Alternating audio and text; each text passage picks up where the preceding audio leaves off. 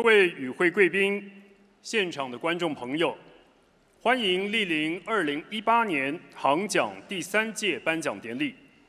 请掌声欢迎今天出席的贵宾以及唐奖第3届得奖人。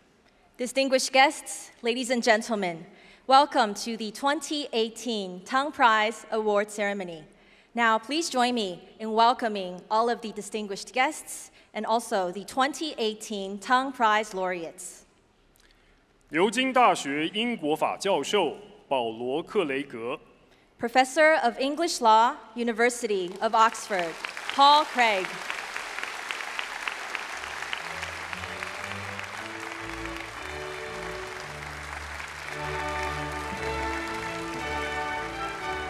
中央研究院院士王德威 Academician of Academia Sinica, David 德威王。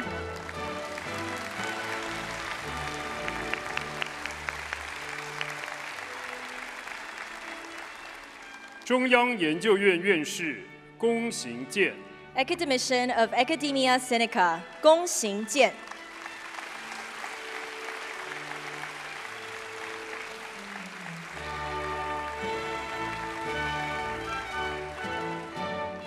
中央研究院院士徐霞生 Academician of Academia Sinica, Frank 霞生徐。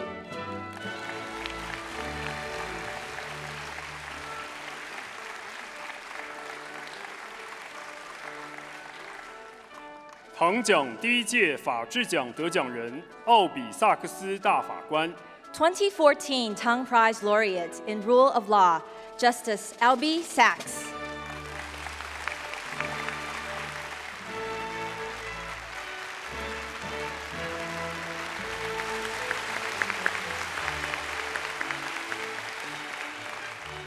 中央研究院院士黄敬兴 Academician of Academia Sinica, 黄敬兴。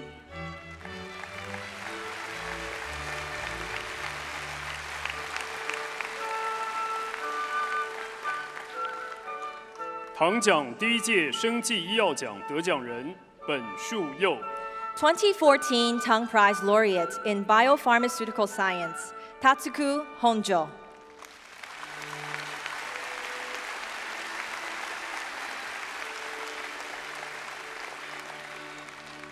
1986年诺贝尔化学奖得主、中央研究院荣退院长李远哲1986 Nobel laureate in chemistry, President Emeritus of Academia Sinica, 李远哲。唐奖教育基金会执行长陈振川 CEO of the Tang Prize Foundation, 陈振川。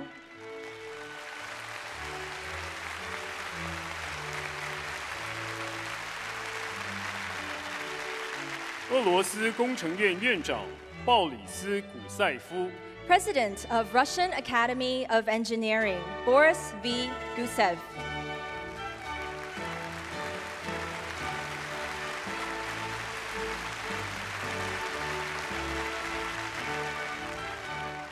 唐奖评选召集人中央研究院院士钱许 Chair of the Tang Prize Selection Committee, 钱许。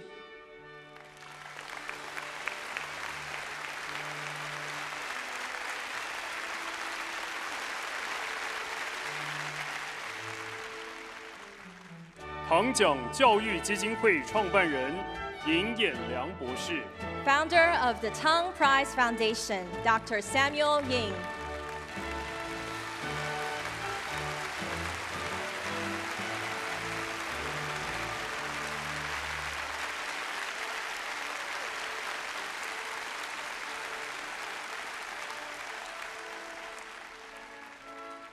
各位来宾，请起身欢迎唐奖第3届得奖人入场。Ladies and gentlemen, please rise and join me in welcoming the 2018 Tang Prize laureates. 唐奖第3届法治奖得奖人约瑟夫·拉兹博士。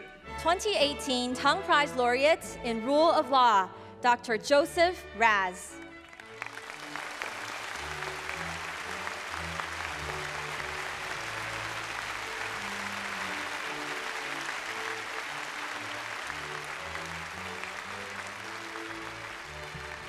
唐奖第三届汉学奖得奖人斯波义信博士。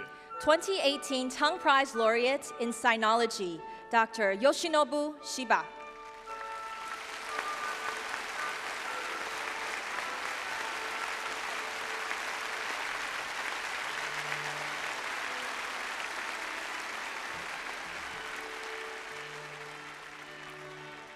唐奖第三届汉学奖得奖人宇文所安博士。 2018 Tang Prize Laureate in Sinology, Dr. Stephen Owen.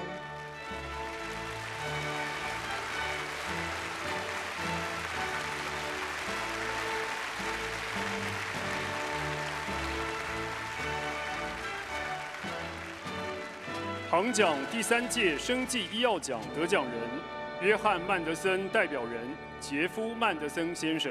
Representing 2018 Tang Prize Laureate in Biopharmaceutical Science, Dr. John Mendelsohn, Mr. Jeff Mendelsohn.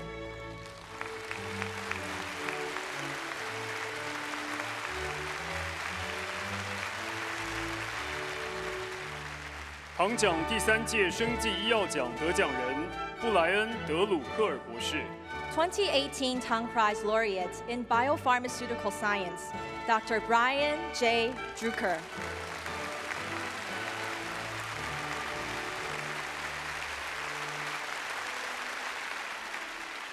唐奖第三届生技医药奖得奖人东尼·杭特博士。 2018 Tang Prize Laureate in Biopharmaceutical Science, Dr. Tony Hunter.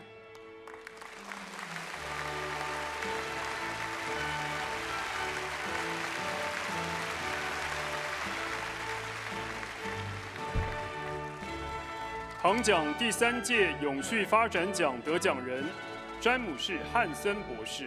2018 Tang Prize Laureate in Sustainable Development, Dr. James E. Hansen.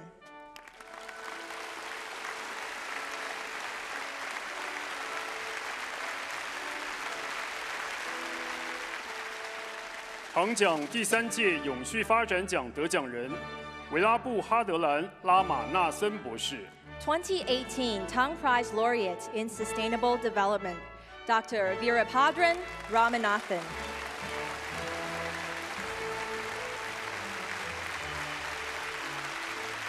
各位来宾，请就座。 Ladies and gentlemen, please be seated.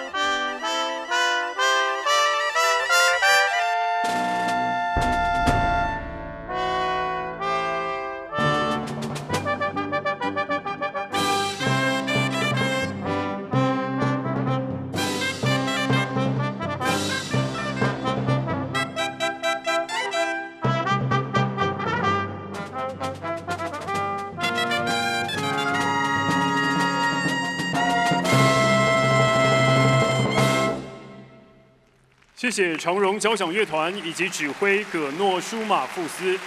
Thank you to the Evergreen Symphony Orchestra and conductor Mr. Gernot Schmalfuss. 各位与会贵宾、现场的观众朋友，欢迎莅临2018年唐奖第3届颁奖典礼。唐奖的精神出自于盛唐之世。唐朝为东西方文明交汇、政治、经济以及科技发展的全盛时期，兼容各文化的胸怀和气度，正是唐奖所代表的精神。Distinguished guests, ladies and gentlemen, welcome to the 2018 Tang Prize Award Ceremony. In title and in spirit, the Tang Prize pays homage to the Chinese dynasty of the same name and celebrates that period's richness in culture, liberal atmosphere, and progress in technology and economic development. It was also during the Tang Dynasty that Eastern and Western cultures began an unprecedented exchange. 唐奖面对当前社会发展，以中华文化数千年的涵养，从新视野与新思维注入实际的行动与思考，有感于全球化的进步与发展，在人类享受文明的丰厚果实与科技所带来的便利之时，亦面临气候变迁、贫富差距、社会道德式微等等的考验。In the advent of industrialization and globalization, humanity has greatly enjoyed the conveniences brought about by science and technology. Yet humanity also faces a multitude of critical environmental, social, cultural, and ethical issues on an unparalleled scale, such as climate change, inequality, and moral degradation. 为鼓励世人重新省思永续发展的中庸之道，尹衍良博士于2012年成立唐奖，设置永续发展、生技医药、汉学及法治4大奖项，而且不分种族、性别与国籍，遴选出对世界具有创新实质贡献及影响力的成就者。Against this backdrop, Dr. Samuel Ying established the Tang Prize in 2012 to encourage individuals across the globe to chart the middle path to achieving sustainable development by recognizing and supporting contributors for their revolutionary efforts in the 4 fields of sustainable development, biopharmaceutical science, sinology, and rule of law. The Tang Prize is global in reach, with laureates selected on the basis of the originality of their works and also their contributions to society, irrespective of their ethnicity, gender, or nationality. 今天我们深感荣幸，与唐奖第3届得奖人齐聚一堂，也期待透过今天的典礼，将唐奖得奖人的卓越贡献发扬光大。Today, we are graced by the presence of the 2018 Tang Prize laureates, who are leaders and visionaries in their respective fields, as we gather here to celebrate their achievements and contributions. 典礼一开始，有请唐奖教育基金会陈振川执行长致开幕词。Ladies and gentlemen, please join me in welcoming CEO of the Tang Prize Foundation, Dr. Chen Zhenchuan, to deliver the opening remarks.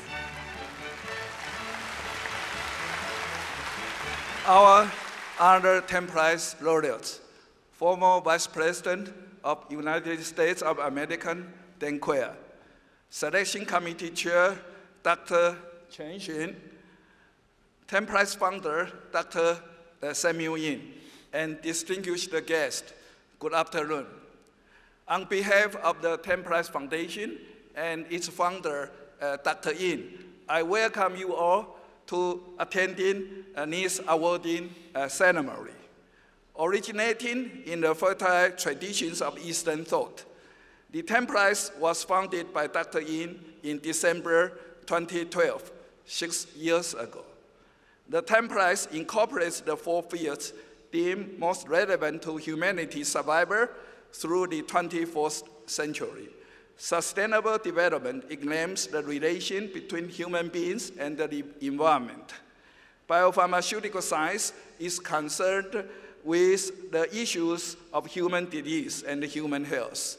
Sinology looks deeply into Chinese culture and its contribution to human civilization.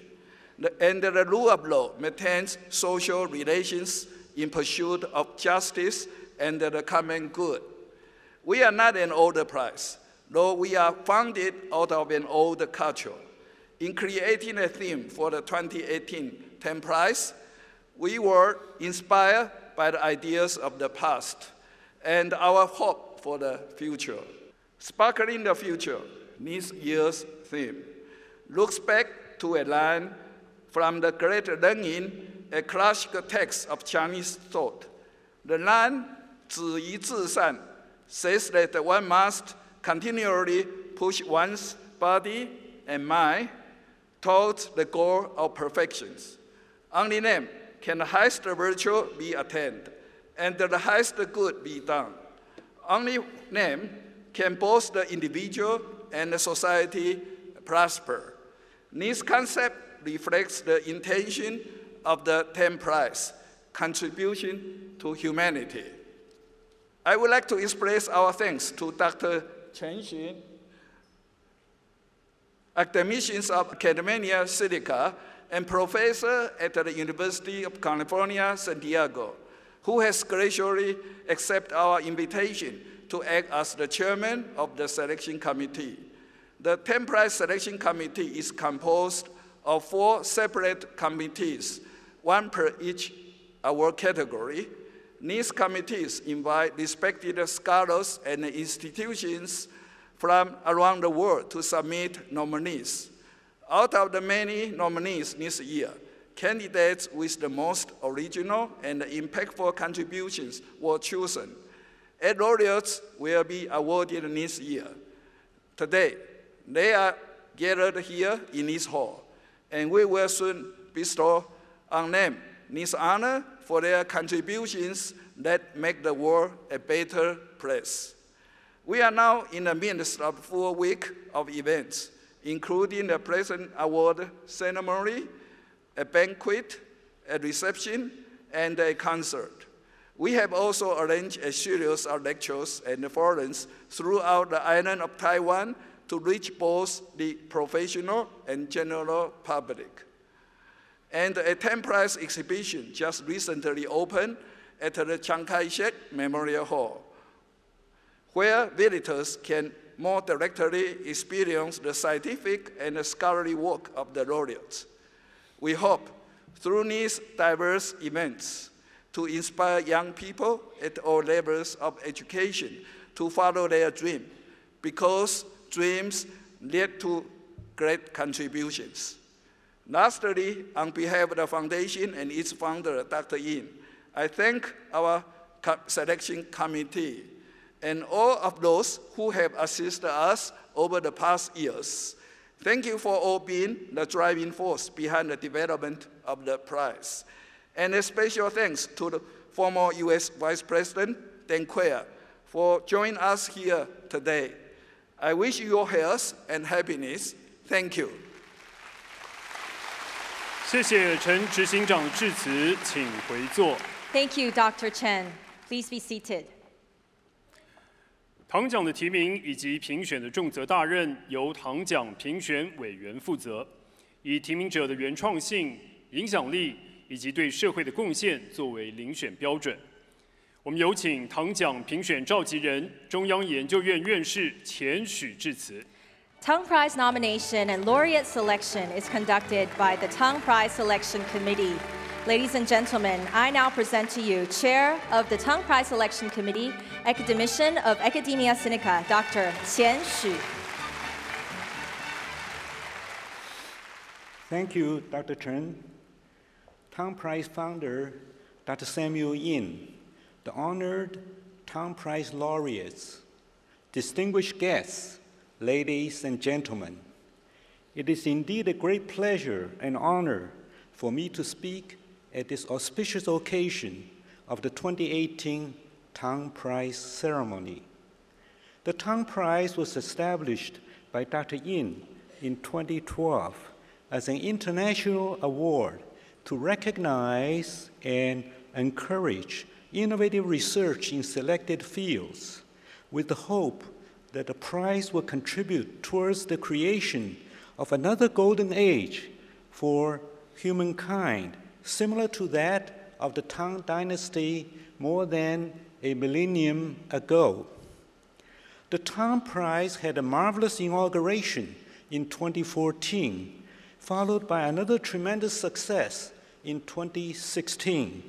These two initial rounds were administered by Academia Sinica, the highest academic institution in Taiwan. The 2018 Tang Prize is conducted by the Tang Prize Foundation. It builds on the experience of the previous two rounds and enjoys the strong support and collaboration of Academia Sinica. I would like to express our most sincere appreciation to members of the selection committee for their rigorous and objective review with outstanding expertise and a strong dedication, resulting in the selection of the superb laureates. I also would like to acknowledge the staff members of the foundation, led by CEO Dr. Jessie Chen, for their wonderful work throughout the process, leading to this exciting Tang Prize Week. The highlight of this week is today's presentation of the 2018 Tang Prize to 8 truly outstanding laureates in 4 fields. The laureates for Sustainable Development, Drs. James Hansen and Veerabhadran Ramanathan, have conducted superb research to elucidate the scientific basis of climate change, and they have effectively advocated for actions that have contributed importantly to the sustainability of the human race. The laureates for biopharmaceutical sciences, Drs. Tony Hunter, Brian Drucker, and John Mendelsohn, have made a landmark discovery of the role of protein tyrosine kinases in the genesis of cancer, and they have developed successful therapies against this dreadful human disease. The laureates for sinology are Professors Stephen Owen and Yoshinobu Shiba, who have made outstanding contributions, respectively, to Chinese classical poetry and Chinese socio-economic history. As leaders in sinology, they have made major impacts and spread Chinese culture worldwide. The laureate for rule of law, Professors Joseph Ras, has made outstanding contributions to this field. He has deepened our understanding of the nature of law and the relationship between law and freedom and morality. These 8 superb laureates have made outstanding contributions to sustainability, health, culture, and justice, the 4 most important elements in human life and society. The laureates have implemented Dr. Yin's magnificent vision for the Tang Prize by capturing and amplifying the spirit of the Tang Dynasty for the benefit of humankind in this modern era. They've led the way to make the globe the best possible place to live in now and forever. Thank you. 谢谢钱院士，请回座。 Thank you, Dr. Qian. Please be seated. 唐奖所奖助之永续发展奖项，旨在表彰对人类永续发展所做的特殊而重大之贡献，有指经由科学与技术的创新与发展所缔建的贡献。 The Tang Prize in Sustainable Development recognizes those who have made extraordinary contributions to the sustainable development of human societies, especially through groundbreaking innovations in science and technology. 2018年永续发展奖颁发给詹姆士·汉森以及维拉布·哈德兰·拉马纳森。The 2018 Tang Prize in Sustainable Development is awarded to James E. Hansen and Virabhadran Ramanathan. 有请中研院徐霞生院士介绍唐奖2018年永续发展奖得奖人。Introducing the Tang Prize laureate in Sustainable Development is academician of Academia Sinica, Frank Xia-Sheng Xu. Ladies and gentlemen, please welcome Dr. Xu to the stage.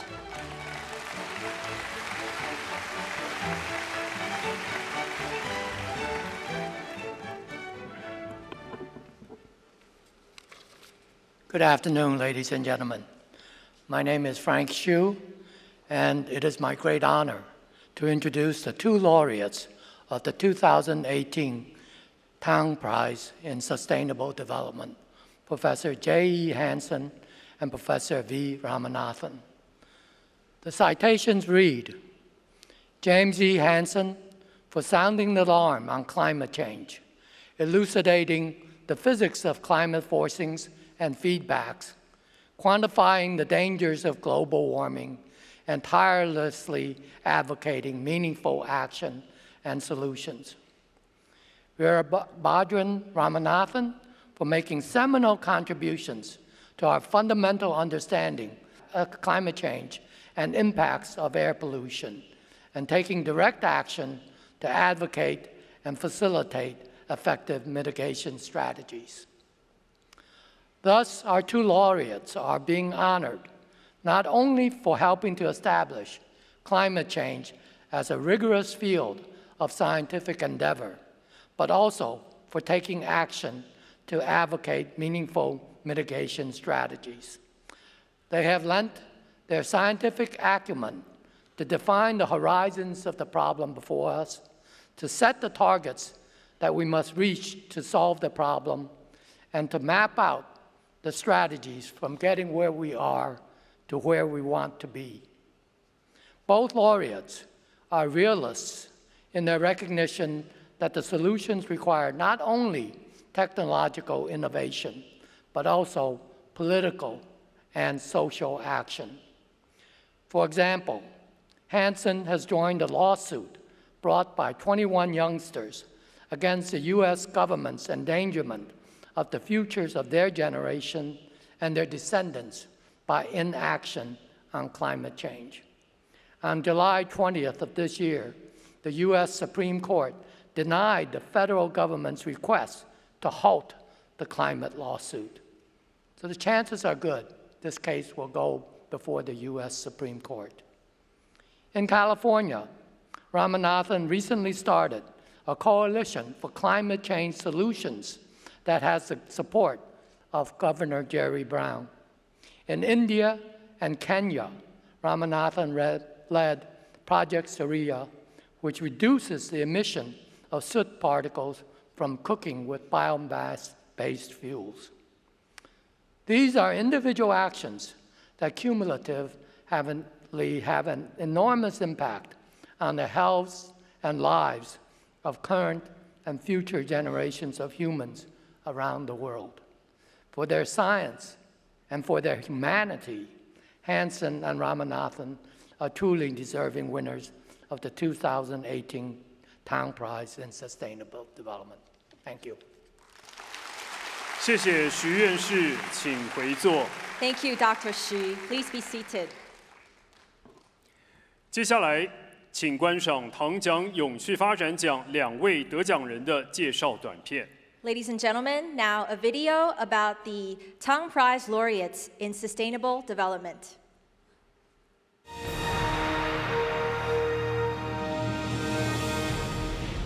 Most of us know there is only one Earth, but few actually understand how it has suffered.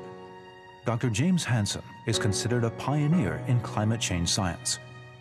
He is among the very first to develop a 3D climate model and compile temperature records around the globe. In 1981, he clearly demonstrated the connection between human-caused carbon dioxide and a rise in global temperatures, earning him an invitation to testify before a Senate committee in 1988. He asserted with great certainty that the greenhouse effect has begun, dramatically increasing public awareness of global warming. Dr. Virabhadran Ramanathan is considered a visionary in climate change research. He was the first to discover that CFCs, widely used as refrigerants, are non-CO2 super greenhouse gases. His groundbreaking discoveries led to international efforts to implement regulatory changes. In the 1990s, Dr. Ramanathan led a large-scale field experiment discovering atmospheric brown clouds, which have a global dimming effect and health consequences. 30 years have gone by, and all of Dr. Hansen's predictions have come true. He feels he needs to make it more clear to the public. No one is more supportive than Mrs. Hansen. He made up his mind to make the story as clear as can be, and no one is going to stop him. Now he's helping a group of young children fight for their future through legal means. Growing up in an impoverished village in India, Dr. Ramanathan has always been troubled by the injustice of climate change. Sharing the same roots, Mrs. Ramanathan could not agree more. The top 1 billion is responsible, but it's the bottom 3 billion that actually suffer the consequences of climate change. That's where Pope Francis got into the game. Now he continues working on Project Surya, an initiative he founded whose mission is to help the poor use clean energy. For these two proud grandfathers, global warming is not just a scientific issue, it is also a moral issue. They both hope to leave future generations a sustainable planet, the place we call Earth.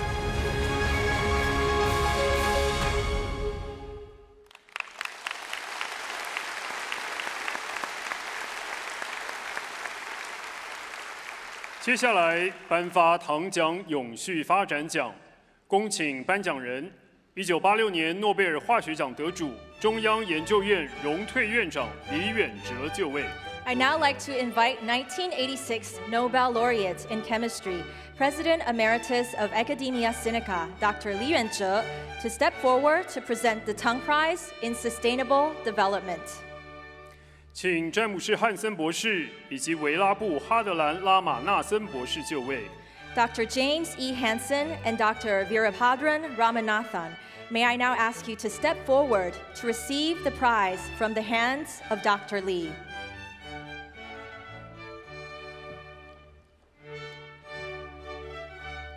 恭请李院长颁发奖章给詹姆士·汉森博士。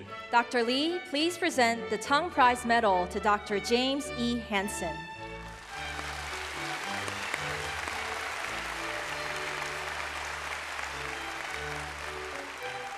恭请李院长颁发得奖证书。Dr. Li, please present the Tang Prize Diploma.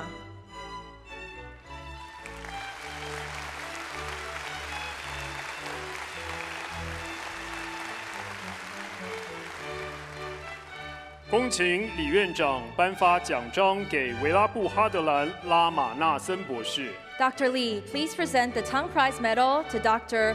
Virabhadran Ramanathan.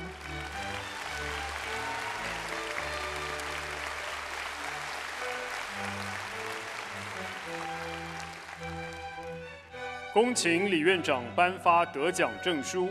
Dr. Li, please present the Tang Prize Diploma.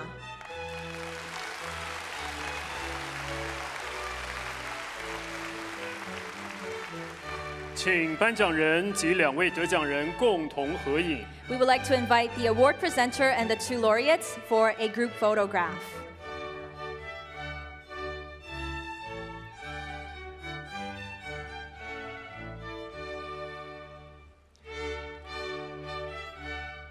谢谢，并恭喜2位得奖人，请汉森博士留步，请李院长及拉马纳森博士先回座。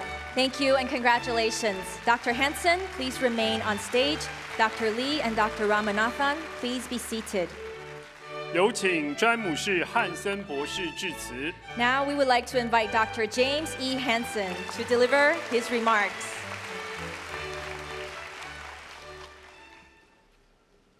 I am grateful to the Yin family and the Tang Prize Foundation and its selection committee for the honor and the opportunity that the Tang Prize in Sustainable Development provides.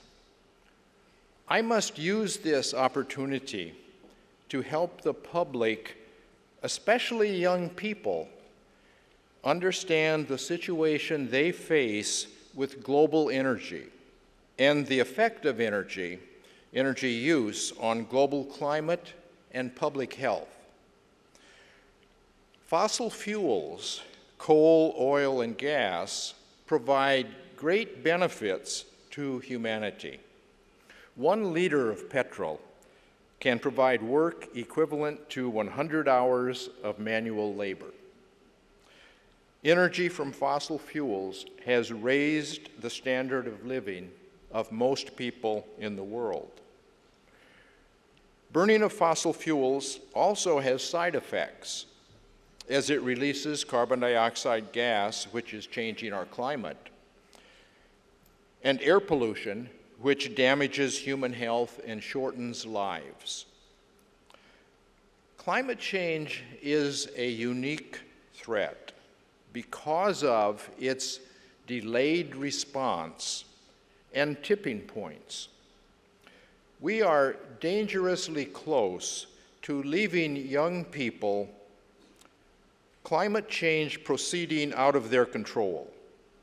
The planet could become ungovernable if sea level rise submerges coastal cities and massive migration from low latitudes is spurred by unbearable seasonal heat. We must avoid that. Rapid transition over the next few decades to clean energies is possible. It is still feasible to stabilize climate and preserve the remarkable species on our planet. But it will not be easy. Climate change imposes an urgency to move to clean, carbon-free energy. Young people must understand the energy situation and assert their right to a healthy future and a stable climate. However, it is not sufficient for young people to make demands. They must also understand. Politicians, even environmental groups, are strongly influenced by money from major donors. The scientific method, the objectivity that it provides, will be of vital importance during the next few decades as decisions are made about energy. Old people should not dictate decisions for young people. What we can do is provide tools to help young people make objective decisions by helping them understand the scientific method. That is my principal aim in writing Sophie's Planet, a book that chronicles my own struggle to become a scientist and learn the scientific method. Thanks to the support of the Tang Foundation, I should now be able to focus on completing that book during the next few months. I am writing Sophie's Planet to and for young people. I will do my best to make it useful to them. Ultimately, all of us are dependent upon the actions of our political leaders. However, it is crucial to evaluate objectively what our leaders are doing. Trust but verify. Promises are not enough. Thank you. 谢谢并恭喜汉森博士，请回座。 Thank you and congratulations to Dr. Hansen. Please be seated. 有请哈德兰拉玛纳森博士致辞。 Now we would like to invite Dr. Virabhadran Ramanathan to deliver his remarks.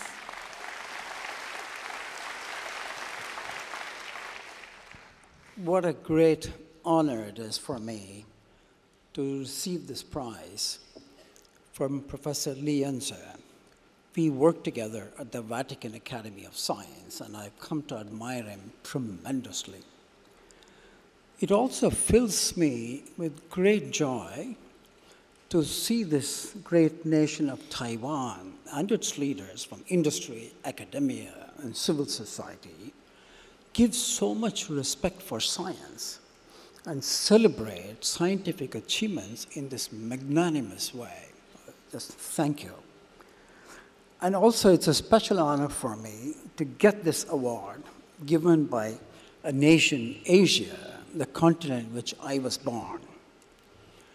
Although in a few years since inception, the Tang Prize, the Tang name, is being heard far and wide. Just to give you one example, a very good colleague of mine, member of the Royal Swedish Academy of Sciences, he votes for the Nobel Prize. When the prize was announced, he sent this following email message to his colleagues. He said, Bolin lecturer Ramanathan has won the Asia's Nobel Prize. That is what even the Swedish Nobel laureates respect us.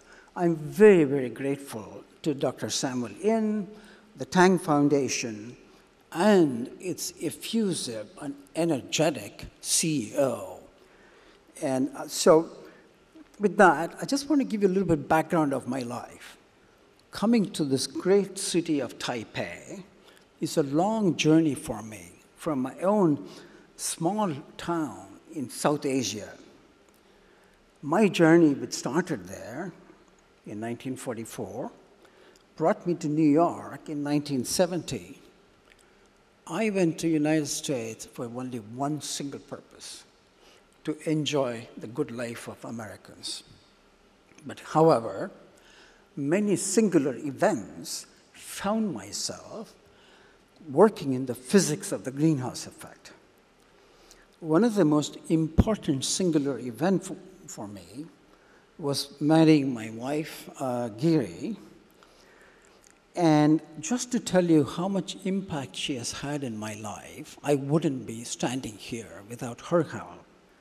So I want to say, behind every great woman, there is a man who was able to achieve his potentials.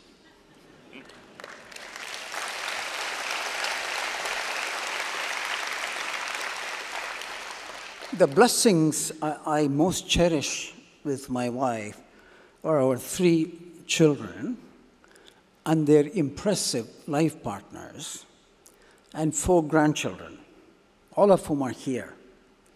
I'm so happy that my 2 daughters, Nitya, who is a wireless technologist, and my daughter Tara, she's a development economist, they are working on climate justice, providing clean energy access to the bottom 3 billion people who are still relying on 18th century technologies and climate mitigation.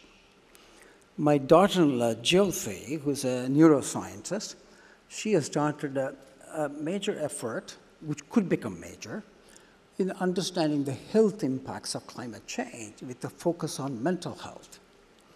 That's going to become one big issue. And lastly, my 10-year-old granddaughter, Nanya, she is developing science project models which you could put on a bench and show how the greenhouse effect works to our school children. So I want to conclude with the institutions and people who had a great impact on my life. First is my home institution, University of California, and University of California, San Diego. I'm proud to be a colleague of Professor Xu Qian. Supported by University of California, I led a team of 50 top academics from all the 10 campuses, and we published a report called 10 Solutions to Bend the Curve of Climate Change. This report evolved into a course for undergraduates, all majors, humanities, social science, natural science, and we are teaching it in 7 colleges in California. Now we are taking it to the rest of the nation, negotiating with colleges in Omaha, Nebraska, Texas, and other places where climate change is still not accepted. I'm extremely happy to tell you I had discussions with top leaders from National Taiwan University, and there's going to be a joint collaboration with NTU, and University of California system, to take this course to young people in Taiwan. The next thing I want to mention is that I'm a member of the Vatican Pontifical Academy of Sciences, and this membership was giving me an opportunity to brief personally to Pope Benedict and now to Pope Francis. And the respect for science, just like your great nation, is so much that Pope Francis appointed me as a science advisor to his delegation to the Paris summit. Imagine that. I'm not a Catholic, I'm not even a Christian. In fact, a Vatican newspaper carried a story, the Pope and his Hindu scientist.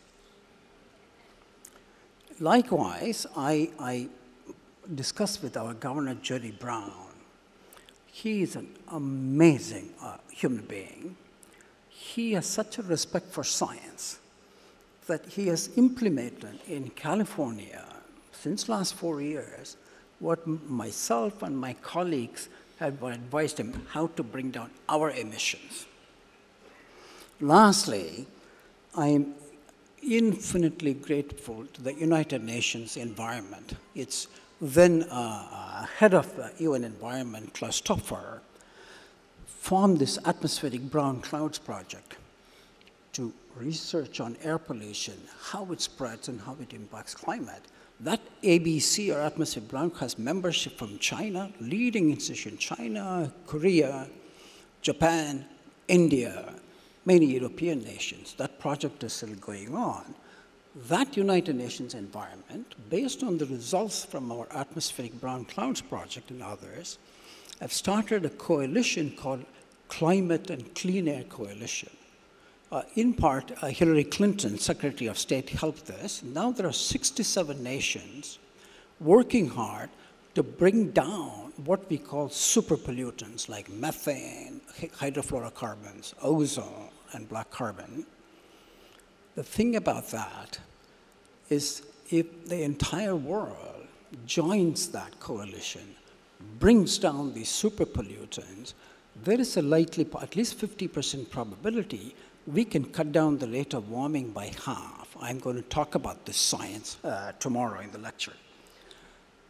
Last but not least, for all those here, it is still not too late to mitigate climate change.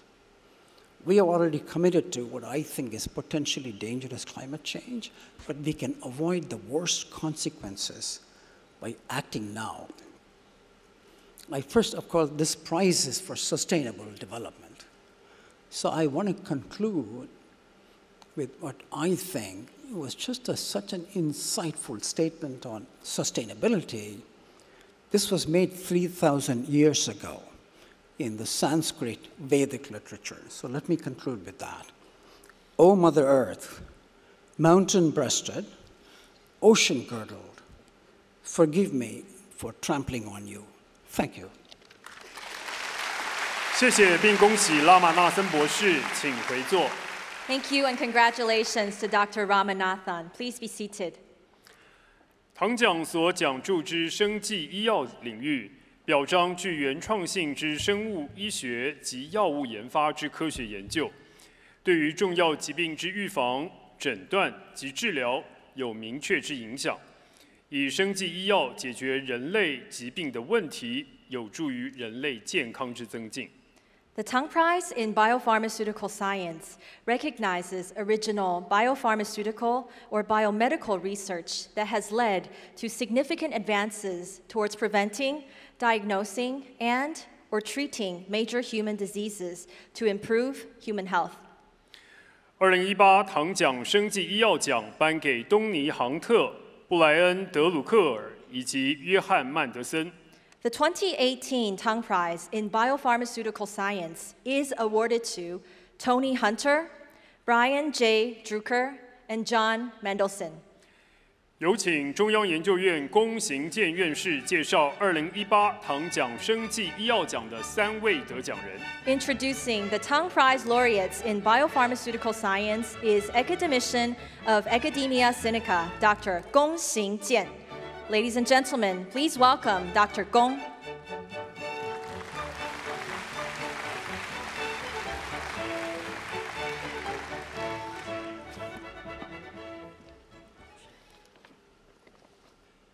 It is my great honor to introduce this year's recipients of the Tang Prize in Biopharmaceutical Science. They are Dr. Tony Hunter of the Salk Institute, Dr. Brian Drucker of the Oregon Health and Science University, Dr. John Mendelsohn of the University of Texas, MD Anderson Cancer Center. Cancer is a dreadful disease that affects many, including our families and close friends. It has always been our dream that someday cancer can be conquered. Today, we are honoring 3 extraordinary scientists who have made this dream possible. And indeed, through their remarkable work and the dedicated efforts, we now can say cancers are treatable. And some forms of cancer already have cures. About 40-some years ago, when it was revealed that the cancer-inducing genes, or oncogenes, are inherited in our body, scientists rushed to identify these oncogenes and search for their functions. Salk, SRC, was among the first oncogenes discovered. Through his brilliance, and perhaps with some luck, as he will tell you, Dr. Tony Hunter, in the late 70s, discovered that Salk is a protein tyrosine kinase, an enzyme that phosphorylates a tyrosine residue of a protein. This was totally unexpected at that time, as protein tyrosine phosphorylation was never heard of. In the ensuing 30 years, a great deal of work has been done to study the functions of tyrosine kinases, and now we know that tyrosine kinases comprise the largest family of oncogenes and are master switch of the cell growth engine. If the switch is constantly turned on, cells do not know how to stop growing, leading to the development of cancer. So the question is how to switch off this signal. Dr. Brian Drucker, a physician scientist who at the time was at Dana-Farber Institute, tackled this issue with his colleagues by developing an antibody called the 4G10 that recognizes phosphorylated tyrosine. He used this antibody as a tool to screen small molecules that could turn off the tyrosine kinase signal. With his industrial partner's help, they identified a small molecule inhibitor, STI-571, now known as imatinib or Gleevec. This molecule effectively shut off a tyrosine kinase oncogene called the BCR-ABL, which is the major cause of CML, chronic myeloid leukemia. Dr. Drucker continued his work at OHSU and proceeded to lead successful clinical trials on the treatment of CML. Before 1985, the survival rate of this deadly disease was only 10%. But after the application of imatinib, the survival rate increased to 80 to 90%, a spectacular result, which heralded a new era of targeted therapy. A few years back in San Diego, Dr. John Mendelsohn and his colleagues figured out an alternative strategy to shut off tyrosine kinases that are located on the cell surface. These tyrosine kinases, called the receptor tyrosine kinase, require growth factors outside the cell to turn on their activities. Dr. Mendelsohn was interested in EGFR, epidermal growth factor receptor, whose hyperactivity causes several types of cancer. Dr. Mendelsohn and his colleagues developed an antibody called C225 that targets EGFR and prevents it from being activated by epidermal growth factor. He further proceeded to demonstrate C225, now known as cetuximab or Erbitux, can successfully treat head, neck, and colon cancers. His groundbreaking work set the stage for antibody-based tyrosine kinase blockade for cancer treatment. For those who are not working in this field, tyrosine kinase, imatinib, and cetuximab all sound too intimidating. Allow me to simplify the story. If we draw the analogy that cancer is like a runaway car, which we need to stop quickly, Dr. Hunter first pointed out where the ignition switch of the engine was in that runaway car. Dr. Drucker, with precision, turned off the engine, and Dr. Mendelsohn was able to block the ignition switch so that the car key could no longer operate. In either case, the runaway car was stopped and the growth of cancer cells inhibited. These are the inspiring stories and the contribution of these three remarkable scientists. Dr. Tony Hunter is presently Renato Dobecco Chair in Cancer Research at the Salk Institute. He received his PhD from University of Cambridge, UK, and has been at Salk since 1975. He's a member of the National Academy of Sciences, a member of the National Academy of Medicine, USA, and a fellow of the Royal Society of London, UK. Dr. Hunter is credited for the discovery of protein tyrosine phosphorylation and oncogene SRC as a tyrosine kinase, revealing the fundamental mechanism of cell growth and development. Dr. Brian Drucker is presently director of the Knight Cancer Center of Oregon Health and Science University, USA. He received his MD from UC San Diego, conducted his fellowship of medical oncology at Dana-Farber Cancer Institute. Since 1993, he has been at OHSU, rising through the ranks to professor. He's a Howard Hughes Medical Institute investigator, a member of the National Academy of Science USA, and a member of the National Academy of Medicine USA. Dr. Drucker is credited for developing and leading the successful clinical trials of imatinib for the treatment of CML, ushering in the new era of targeted therapy of cancer. Dr. John Mendelsohn is presently director of the Institute of Personalized Cancer Therapy, University of Texas MD Anderson Cancer Center. From 1996 to 2011, he was president of that center. He received his MD degree from Harvard Medical School and began his independent career at UC San Diego. He moved to MD Anderson and has been there since. He's a member of the National Academy of Medicine and a member of the Royal Netherlands Academy of Arts and Science. He's credited for the development of antibodies targeting EGFR and the successful clinical application of cetuximab in the treatment of colon and head and neck cancer.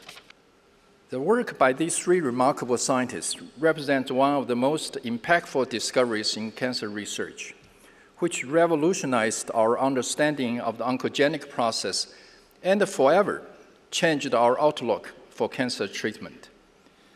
Their pioneering work has made an enormous impact on oncogene signal transduction and the target therapy fields.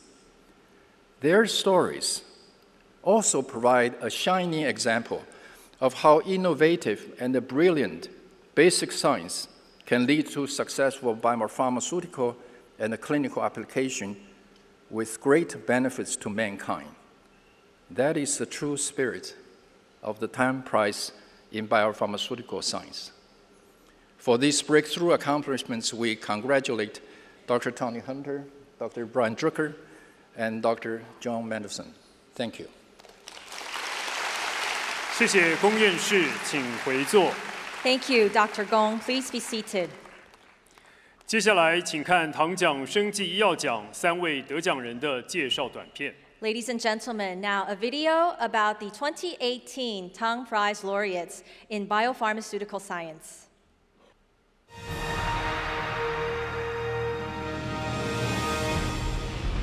Cancer, a nightmare haunting human beings for decades, has always been considered incurable. But through the darkness emerges the light of hope. In the past, cancer drugs attacked both cancer cells and normal cells. However, targeted therapy directly blocks or controls the growing and spreading abilities of cancer cells without harming normal cells. 3 U.S. scholars are awarded the Tang Prize for facilitating targeted cancer therapies. Dr. Tony Hunter, a professor at the Salk Institute, is awarded because he discovered a novel protein called tyrosine kinase. I called up several people and said, have you ever heard of a tyrosine kinase? And they said, no, we haven't. So as far as I could tell, it was new. Tyrosine kinases are important ignition switches in cells that control cell growth. But when they malfunction, cells can't stop growing and cancer occurs. One such deadly cancer is chronic myeloid leukemia. Dr. Brian Drucker of Oregon Health Science University used a small molecule drug to target and block the function of the unstoppable switch, miraculously increasing survival rates to 90%. The drug imatinib, or Gleevec, was the first of its kind and is considered the most successful targeted cancer therapy of the 21st century. And so they're starting to live their lives again instead of planning their deaths. And so that hope gave me hope that we actually are onto something that had never been seen in history of medicine. Dr. John Mendelsohn, former president of MD Anderson Cancer Center, was the first to propose that blocking the ignition switch with an antibody could also be very effective. He successfully developed an antibody, cetuximab, or Erbitux, to target the tyrosine kinase EGFR, giving hope to colon and head and neck cancer patients worldwide. There's no perfect treatment, and I think that the new treatments that are being developed are getting us closer to understanding why an area becomes important. Although the future of fighting cancer is still full of difficulties, these 3 pioneers keep the torch of hope burning bright. The miracles continue.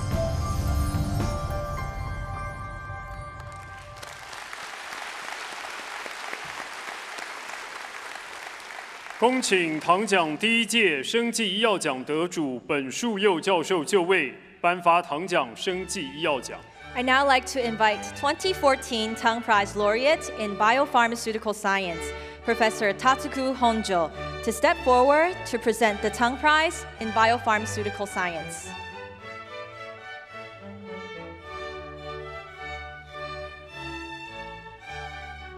请东尼·杭特博士、布莱恩·德鲁克尔博士以及约翰·曼德森博士代表人杰夫·曼德森先生就位。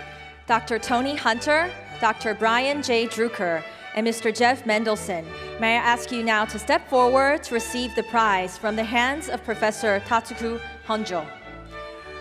恭请本树佑教授颁发奖章给东尼·杭特博士。Professor Honjo, please present the Tang Prize medal to Dr. Tony Hunter.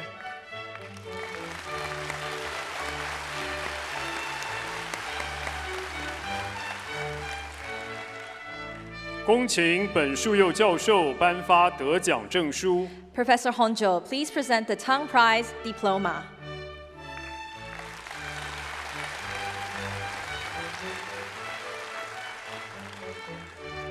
恭请本树佑教授颁发奖章给布莱恩·德鲁克尔博士。Professor Honjo, please present the Tang Prize medal to Dr. Brian J. Drucker.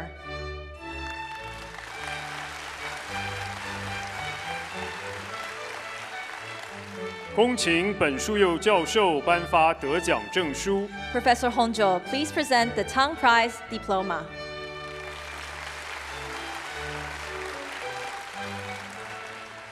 恭请本树佑教授颁发奖章给约翰·曼德森博士代表人杰夫·曼德森先生。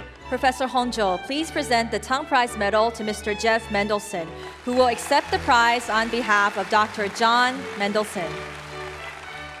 恭请本书佑教授颁发得奖证书。Professor Honjo, please present the Tang Prize Diploma.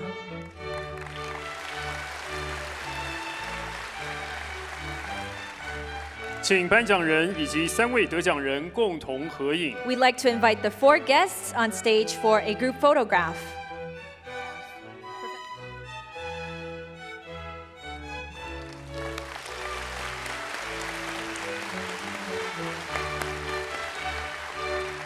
谢谢，并恭喜3位得奖人，请杭特博士留步，请本书佑教授、德鲁克尔博士以及曼德森先生先行回座。Dr. Hunter, please remain on stage. Professor Honjo, Dr. Drucker, and Mr. Mendelson, please be seated.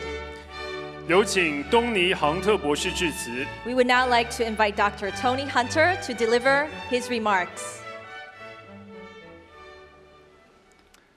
Dr. Yin, Dr. Chen, members of the Tang Prize Selection Committee for Biopharmaceutical Science, and distinguished guests, let me start by saying how deeply honored I am to have received the 2018 Tang Prize for Biopharmaceutical Science, together with my colleagues Brian Drucker and John Mendelson.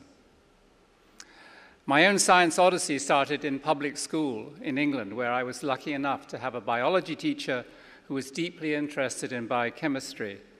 His influence led me to studying biochemistry at the University of Cambridge and eventually doing a PhD in biochemistry at a time when molecular biology was just in its infancy.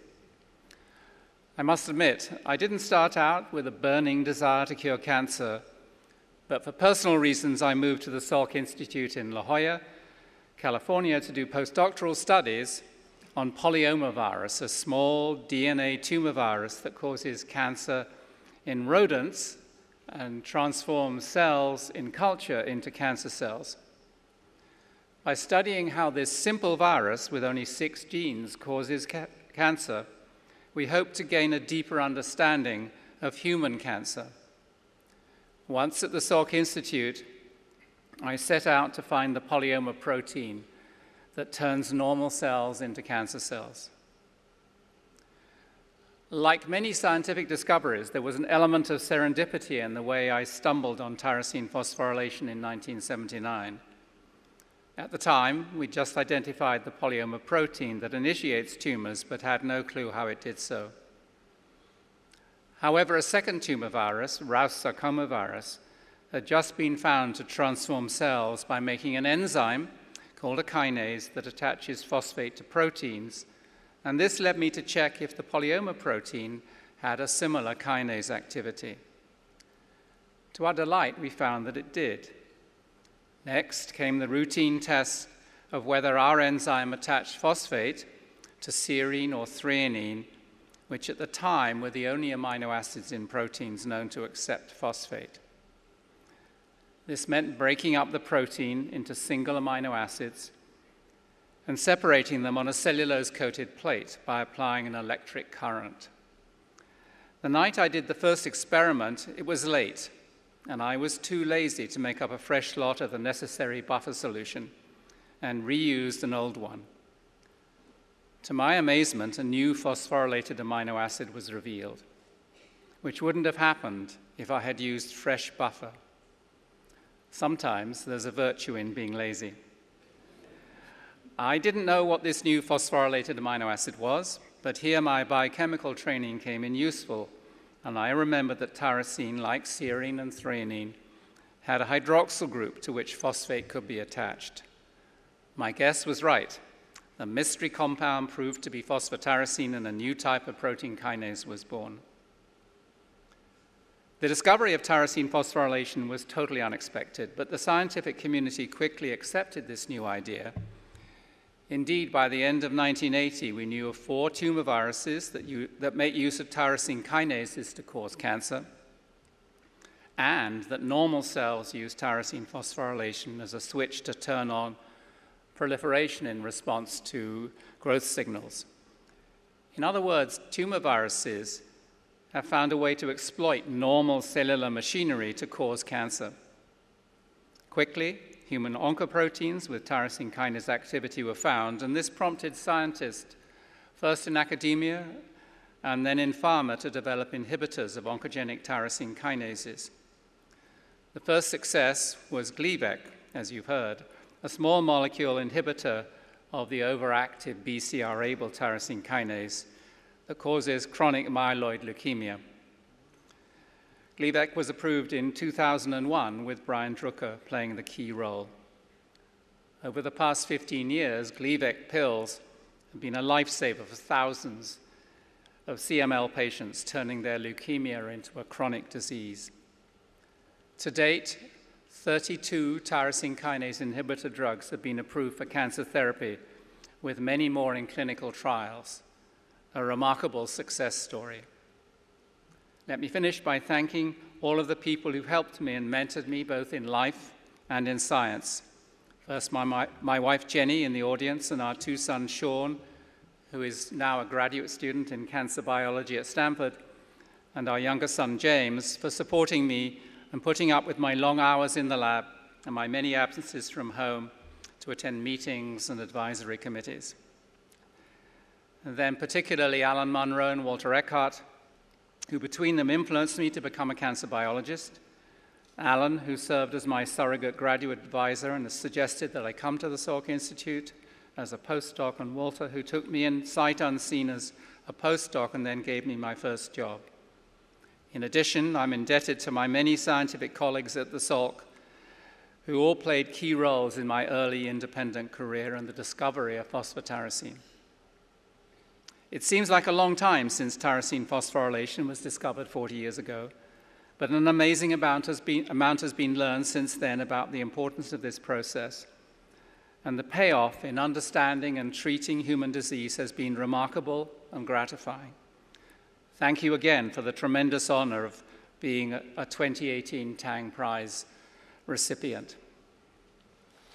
谢谢并恭喜杭特博士，请回座。 Thank you and congratulations to Dr. Hunter. Please be seated. 有请布莱恩·德鲁克尔博士致辞。 And now we would like to invite Dr. Brian J. Drucker to deliver his remarks.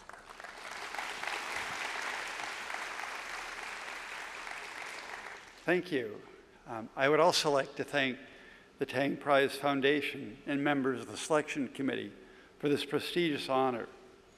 And I'd also like to give a special thanks to Kong Xinzhen for his support and friendship. I would also like to thank my wife Alex, my three children, Holden, Julie, and Claire, who unfortunately were unable to join us this evening. But I'm particularly honored to receive this award with my friends and colleagues, Dr. Tony Hunter and Dr. John Mendelsohn. I'd like to share a few words about both of them. Dr. Hunter is a scientist. His remarkable career has been committed to basic science discoveries. He's been incredibly kind and generous in acknowledging how pleased he is to see his work translate into the benefit of people with cancer. But without his discovery, my work and Dr. Mendelsohn's work would not be possible. And I'm incredibly grateful that Dr. Hunter is receiving this well-deserved recognition. I've known Dr. John Mendelsohn since I was a medical student at UC San Diego, and he was on the faculty there. Throughout my career, he has served as a mentor, as a colleague, and now as a very close friend. He was always kind and encouraging, and especially proud of our connection to UC San Diego. What I've come to understand about John is his remarkable ability to find a common bond with people. And it's such a testament to John as a person that a family member is here to accept the award on his behalf. Thank you, Jeff. I began my career in cancer research about 25 years ago with a dream of finding better cancer treatments. I believe the future was targeted therapies, or would kill cancer cells without harming normal cells. To do this, I believe we need to figure out what was triggering the growth of cancer and fix it. I have to tell you, at the time, that was not a vision shared by very many people. The project I worked on faced many hurdles, including convincing a large drug company to go to clinical trials. But I wasn't just a researcher isolated in a lab. I was a doctor, and I had patients who desperately needed this drug to live. In 1998, just 20 years ago, we started the clinical trials with this once-a-day pill. And within 6 months, every single one of our patients had their blood counts return to normal. Today, patients who once had a life expectancy of 3 to 5 years are now expected to live a normal lifespan. With Gleevec, we've turned a fatal cancer into a manageable disease. But what this really means can best be summed up by one of my patients, Jim Mills. He was diagnosed with leukemia in 1997 and was miserable on his treatment regimen. In 2001, he was begun on Gleevec, and he made the most of his next 17 years. He and his wife traveled extensively. He got to see all 4 of his children graduate from high school. 2 of his grandchildren graduate from college, and one of them is now open to business right here in Taipei. And I'm honored to have their family here with me tonight. Martin Luther King Jr. once said, "Faith is taking the first step even if you can't see the whole staircase." It's the faith of my patients and their families that have inspired and fueled my research. We live in a time of great promise, but there's an urgency to the work we do. We must not only use examples like Gleevec as a pathway to understand and defeat cancer, we must have better international collaboration, data sharing, and increased funding for our research, so that we can increase the pace of discovery so that patients living today with cancer will have a better and brighter future. Thank you very much. 谢谢并恭喜德鲁克尔博士，请回座。 Thank you and congratulations to Dr. Drucker. Please be seated. 有请约翰·曼德森博士代表人杰夫·曼德森先生致辞。 Now we would like to invite Mr. Jeff Mendelson, who will deliver remarks on behalf of Dr. John Mendelson.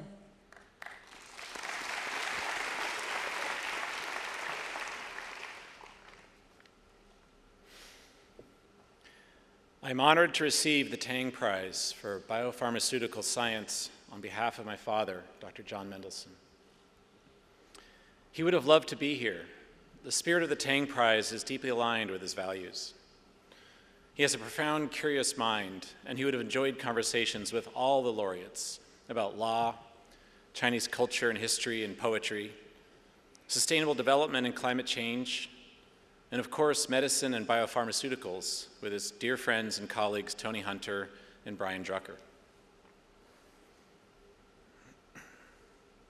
Thank you to the Tang Prize Foundation and to the selection committee for recognizing my father's contribution to improving human health through applied science. Thank you to Dr. Yin for establishing the Tang Prize and its mission of creating a brighter future for all humanity. The depth of your commitment is so clear to me. Thank you.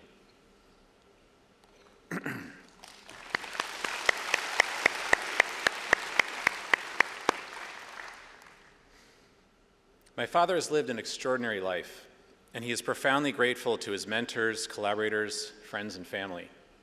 He asked me to share his love and gratitude with you, and I'll start with a story. At the end of his sophomore year at Harvard, my father decided to shift his focus of his studies away from the physical sciences towards biological sciences. So he walked over to the biological sciences department at the end of the semester and asked if any professors needed a lab tech or somebody to help them out over the summer. He was too late for most of the professors, but there was one new professor who was literally unpacking his boxes that very day. So my father walked down the hallway and knocked on the door of Dr. James Watson, the Nobel Prize-winning scientist who unlocked genetic code and first described the double helix structure of DNA. And fortunately, he answered the door and said yes. My father learned a lot from James Watson. Watson taught my father to think big, to formulate well-designed hypotheses, and investigate them with well-designed scientific experiments. But perhaps most importantly, Watson suggested that my father consider pursuing an MD rather than a PhD. He saw my father's excitement around applying the best science to improving human health, and Watson was right. My father is deeply grateful for all his collaborators on the development of Erbitux, the first clinically approved cancer therapy using an antibody to block EGF receptors on the surface of cancer cells. First, a thank you to fellow laureate Tony Hunter for his pioneering work in the field of cellular regulation that made my father's work possible. Thank you to Gordon Sato, my father's primary collaborator at UCSD. Gordon and my father came up with the hypotheses together, designed the experiments together, and had success together. Thank you to Dr. Kawamoto and Dr. Masui, two postdocs who spent countless hours in the lab doing the essential bench work and co-authoring some of the most important findings. My father extends his thank you to all the students, postdocs, and lab techs that do the bulk of the work. Thank you to the team at ImClone that raised millions of dollars to fund the development of Erbitux, eventually winning FDA approval. They built the entire company around this one product for many years, and we're very fortunate that they did that. My father wishes to share his love and gratitude to his wife, my mother, Ann Mendelsohn, who was a working scientist doing research at Polaroid when my father was still in medical school. She supported him every step of the way of his career, especially as he shifted his focus from science to administration and started running cancer centers. She played a huge role in his success. And I can tell you from firsthand experience, they're a great couple and have been deeply in love for 58 years since marriage. Thank you to Dr. Ki Hong and to the many researchers and clinicians at MD Anderson for the profound contribution to research, clinical trials, and for the opportunity to lead that institution. Finally, my father would like to leave you with some insights and words of wisdom that have served him throughout his life. First and foremost, success in applying science to human health comes through collaboration, bridging worlds, from basic science to big business, to governmental organizations, to health institutions, to philanthropists. His life work is as much about this as the science itself. He lived his life according to these two principles. Live each day so as to look forward with the greatest hope and the least regret. And finally, the last two words in the book, Howard's End, only connect. Thank you. 谢谢曼德森先生，请回座。 Thank you, Mr. Jeff Mendelsohn, and congratulations to Dr. John Mendelsohn. 各位贵宾，接下来由长荣交响乐团为您带来音乐表演《维瓦蒂春》，选自《四季》。 Now, ladies and gentlemen, we have the great pleasure of presenting to you the Evergreen Symphony Orchestra.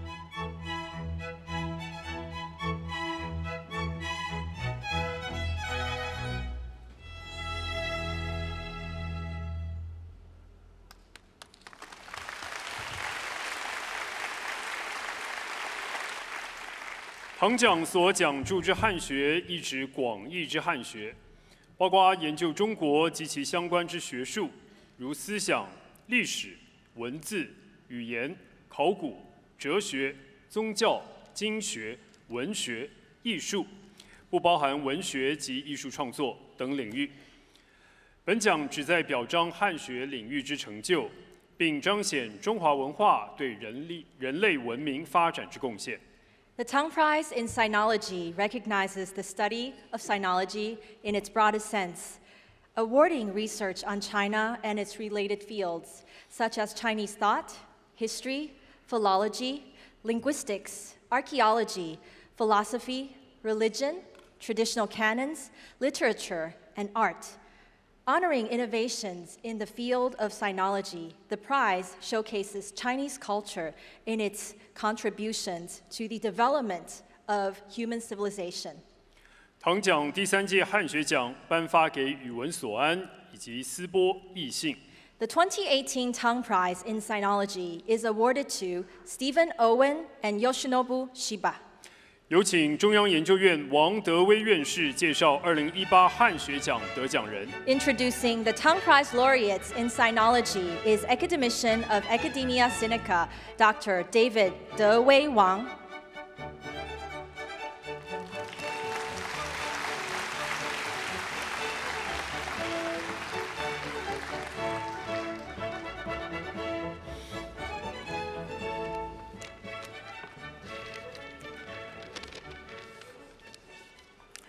Good afternoon, ladies and gentlemen. This is certainly a great honor and a pleasure for me to introduce the two recipients of the Tang Prize in the category of sinology, Professor Stephen Owen and Professor Yoshinobu Shiba. Their scholarship is revered around the world, and their works are well read by anyone familiar with the field of Chinese studies and sinology.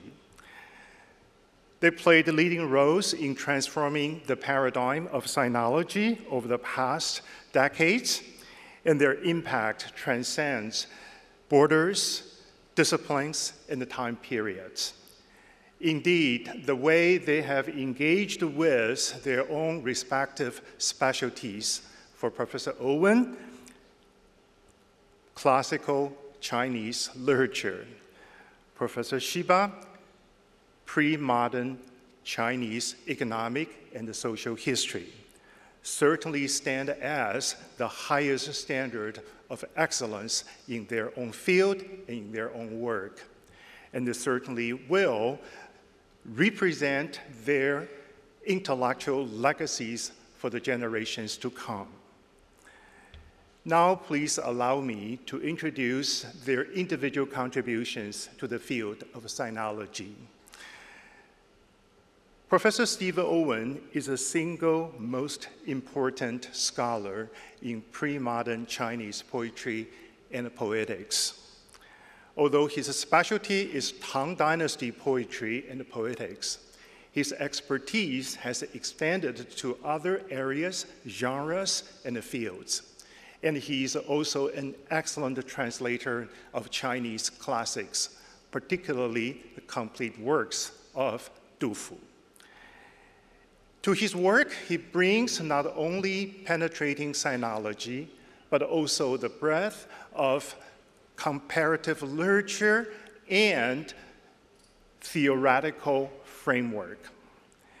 For over the past 4 decades, Professor Owen has introduced the riches of Chinese literature to Western readers, elucidating the contribution of Chinese literature to the world's literary heritage. And most importantly, he has revolutionized the way we read and understand pre-modern Chinese literature. And his scholarship covers the following fields: Tang Dynasty poetry and poetics, Chinese literary thought, literary theory and poetics, history of Chinese literature, and comparative poetics. Now I'm turning My point to Professor Yoshinobu Shiba. He is a leading authority in Song Dynasty economic and social history. His scholarship magnificently integrates different kinds of disciplines and areas of Chinese sinological studies. He exercised his own training in Japanese sinology. He also is able to draw upon methodologies of Western social sciences. And of course, most importantly, he is an expert in doing research along the line of traditional Chinese archival studies. Indeed, he represents one of the most examples illustrating this essence of Chinese, Japanese, and Western sinology, all in his own work. One of the major questions Professor Shiba has been continuously raised has to do with how the rise and the development of commerce in Song Dynasty has continuously affected subsequent generations and different civilizations within China and the Chinese dynasties.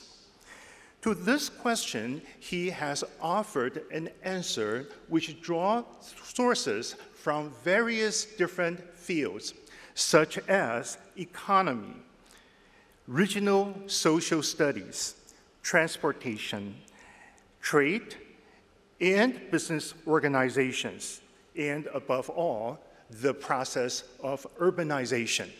Indeed, the way he integrates various disciplines into one coherent understanding of the complexity and the dynamics of traditional China is most impressive. Professor Shiba specializes not only in Song Dynasty socio-economic history.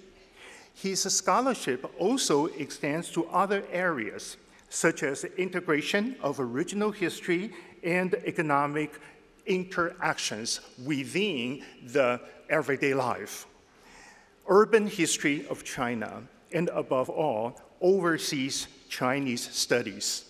And in that capacity, he has done extensive research about Taiwan, particularly the ancient city of Tainan. So he definitely has very close ties to this island and this society. Professor Owen and Professor Shiba represented the best exemplars of traditional Chinese studies and sinological studies at its highest standard. Their scholarship, their dedication, their vision, and their impact will inspire younger generations in the ages to come. Today, on this auspicious occasion, we wanted to express our sincere gratitude to their work, and we congratulate them on receiving such a great honor of the Tang Prize. Thank you very much. Thank you. 谢谢王院士，请回座。 Thank you, Dr. Wang. Please be seated. 请观赏唐奖汉学奖2位得奖人的介绍短片。 And now, ladies and gentlemen, a video about the Tang Prize laureates in sinology. 恰似一江春水向东流。 Stephen Owen is a leading scholar on Tang poetry and classical Chinese literature. He published monographs that offer insight into Tang poetry, as well as anthologies on the history of Chinese literature. His anthology of Chinese literature is a stepping stone into the field for Western students. Through Tang poetry, he has offered a new lens into understanding Chinese culture and society. I like Tang because Tang is the world where you go, that moment when Chinese poetry went from being a court-centered, very formal thing, to a generally widely shared social practice that really helped, if we think of what a Wenren is. Jointly awarded the Tang Prize in Sinology with Stephen Owen is Yoshinobu Shiba, who has devoted himself to the study of Chinese social-economic history, especially that of the Song. Meticulously analyzing a range of historical materials, he offers a comprehensive portrayal of the Chinese economic revolution. Each of his books is pathbreaking, and his research integrates the rigorous tradition of Japanese sinology with the research methods of the Western social sciences. 私やってる商業誌なんていうのはそういうことを言ってる人たちに反抗してるみたいな立場なんで、それで例えば外国行ってある程度認められたんだけども、国内では紹介されない。From social economic history to the history of the overseas Chinese, Shiba's scholastic achievements and scope of influence far exceed his area of research. He's carved out a new approach for future scholars. And Stephen Owen, through his interpretation, helps readers not only see how beautiful Chinese literature is, but also gain a deeper understanding of the evolution of Chinese culture and society. This honor is truly well-deserved for what they have accomplished. 恭请中央研究院黄敬兴院士就位颁发唐奖汉学奖。 I'd like to invite academician of Academia Sinica, Dr. Huang Jingxing, to step forward to present the Tang Prize in Sinology. 请语文所安博士、斯波义信博士就位。 Dr. Stephen Owen and Dr. Yoshinobu Shiba, please step forward to receive the prize from the hands of Dr. Huang.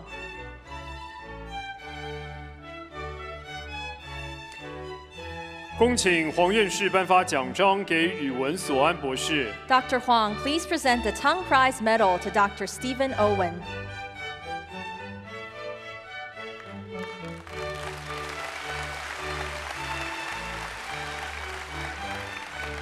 恭请黄院士颁发得奖证书。 Dr. Huang, please present the Tang Prize diploma.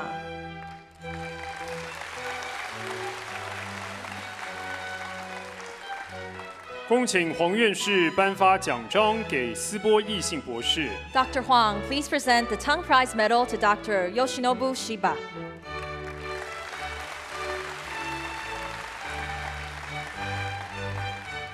恭请黄院士颁发得奖证书。 Dr. Huang, please present the Tang Prize diploma.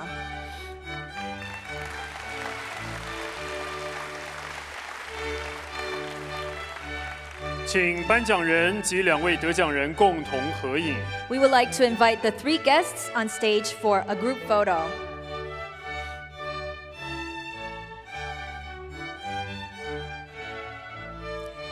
谢谢并恭喜2位得奖人，请语文所安博士留步，请黄院士及斯波义信博士先回座。 Thank you. Dr. Owen, please remain on stage. Dr. Huang and Dr. Shiba, please be seated. 有请语文所安博士致辞。 Now we would like to invite Dr. Stephen Owen to deliver his remarks. I'm very pleased and grateful to accept the Tang Prize for Sinology. I'd like to thank my nominees, the selection committee, the Tang Prize Foundation under Jesse Chun, and of course, Dr. Samuel Yin. I'd also like to thank the foundation for their remarkable arrangements in organizing this incredibly complicated ceremony. And of course, express great gratitude to Professor Wang Dewey for his introduction, and will now have to work twice as hard to live up to all the nice things he said about us. And I want to thank my wife, Tian Xiaofei, my companion in learning and love of Chinese poetry, and to George, who's sitting there with his video camera, small video camera, working away at this. This award is for lifetime achievement, but most of us, I believe, still feel very much in the middle of doing what we do. We might best look on this as a glorious and welcome interruption, after which we can go back and finish half a dozen tasks underway, and then get to the next thing we have in mind. The award makes us realize how much of one's life is bound up in what we do. The award is a gift to the field, a gift to every field, each of these fields. Not because it inspires competition among individuals, but because every other year, once every 2 years, the committee will receive nominations from the field from everywhere in the world and take stock of what has been done. It's a way to rise above our more parochial concerns and think broadly about what we do. Now, of course, Chinese studies became Chinese studies only very recently, before the modern wartime came, it was actually just studies. Nobody ever thought of it, especially Chinese. Broadly conceived, it's a very old field. It has always had to continuously renew itself in order for the culture to stay vital. What we think of as knowledge is not as stable as often as we imagine. And old certainties have long often been collapsing in face of new premises. We can act only for our own time. The past is always under construction as we try to link new ages and new audiences to that past. Thank you very much. 谢谢宇文博士，也恭喜他，请回座。Thank you and congratulations to Dr. Owen. Please be seated. 有请斯波义信博士致辞。Now we would like to invite Dr. Yoshinobu Shiba to deliver his remarks.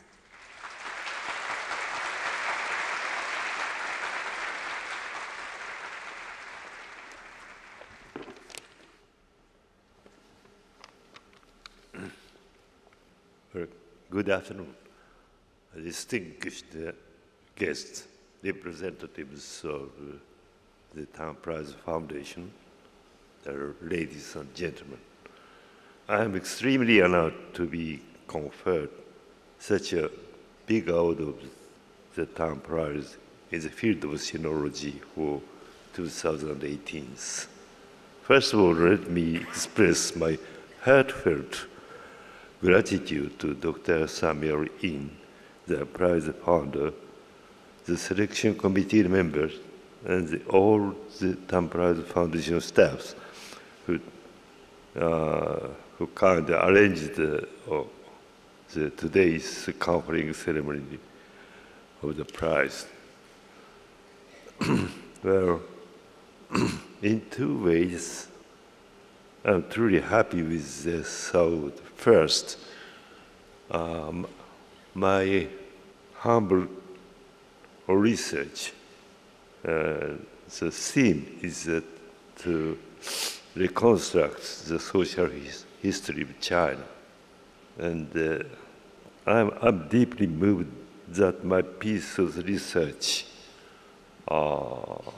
past research on the factual basis of the social history of China in the past, over the nearly 70 years, internationally recognized here by the conferment of Tang Prize. My research was a result of enduring endeavors of accumulating piecemeal empirical evidences regarding actual function of the daily living of the popular more ordinary people, and which was mostly split out from the ordinary historical records, secondary. So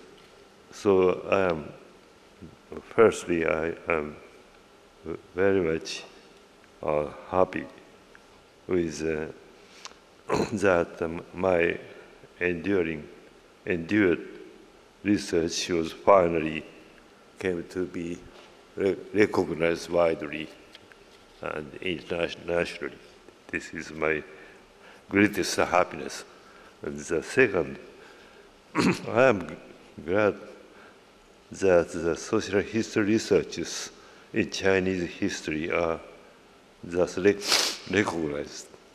But Chinese society is, you people know, that it's the world's largest social unit with a tremendous size of the territorial extension and with more than several thousand years continuous history. So the China's social system organization is particularly diverse and differentiated, especially. And that is different from Japanese one and also the Western experiences. So I think that China's society is indeed a unique case in the worldwide comparison.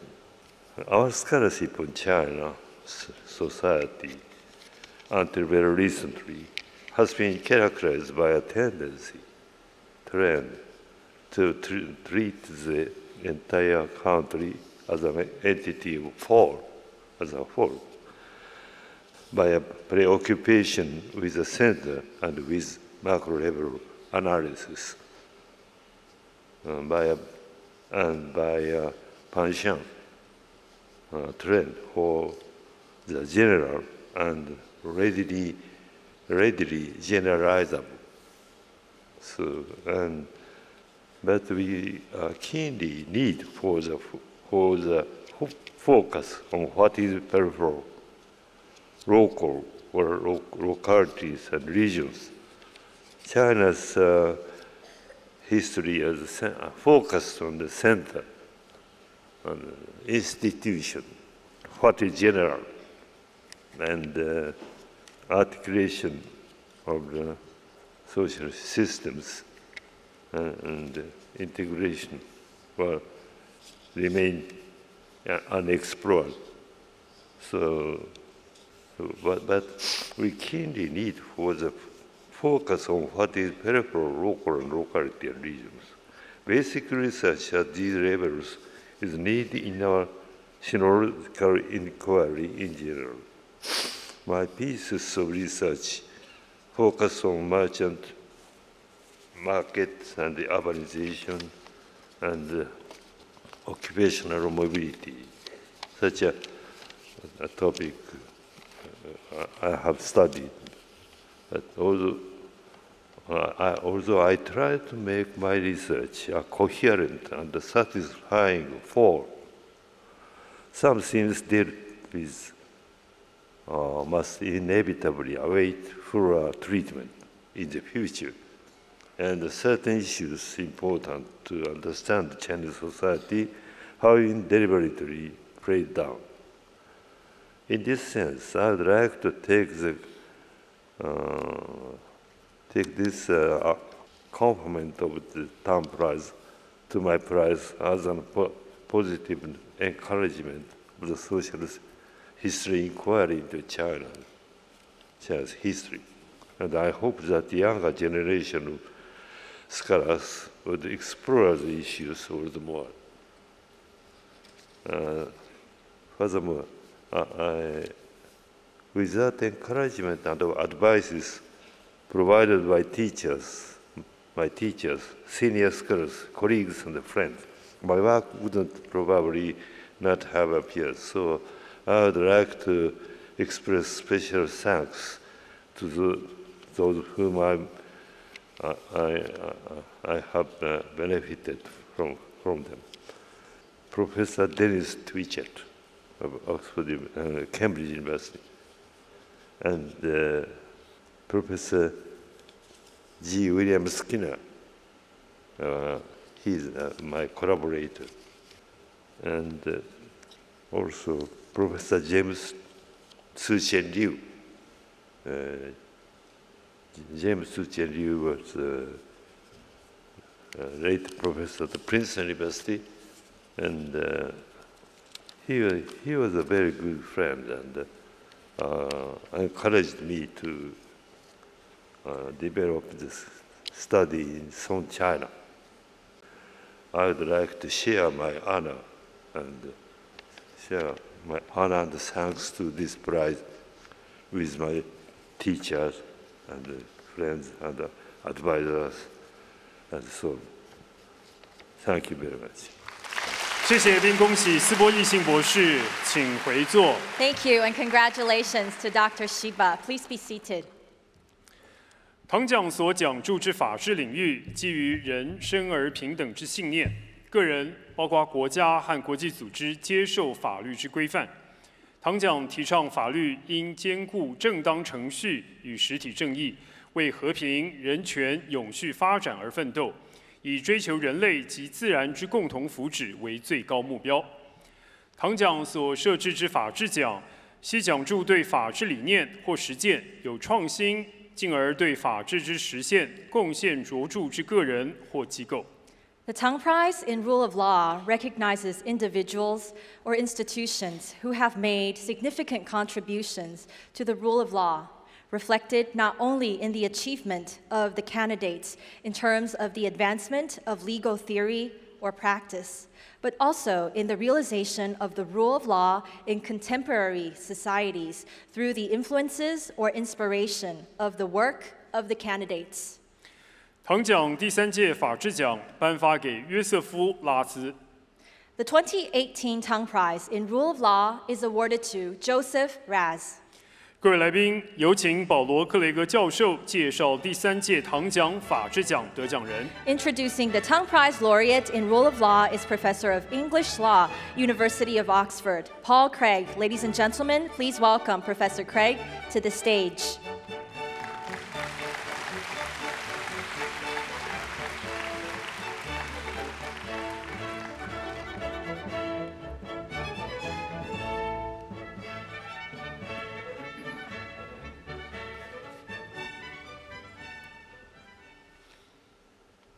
It is a very great pleasure and honor to introduce Professor Joseph Raz as the recipient of the 2018 Tang Prize for the Rule of Law.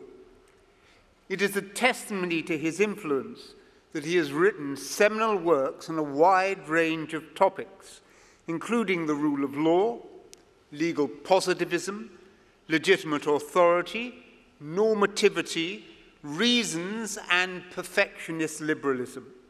His contributions have taken the form of books, law review articles, book chapters, and prestigious lectures. These works continue to be central to the study of these central topics, featuring prominently on reading lists and in academic discourse.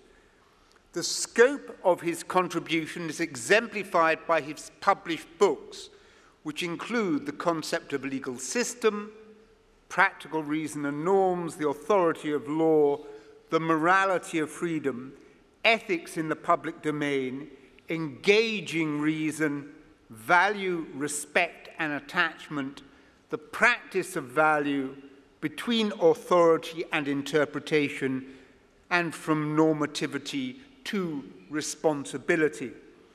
He has, in addition, given numerous prestigious named lectures, such as the Tanner Lectures in 2001, the Storrs Lectures in 2003, the Hart Memorial Lecture in 2009, and the Quain Lectures of 2013.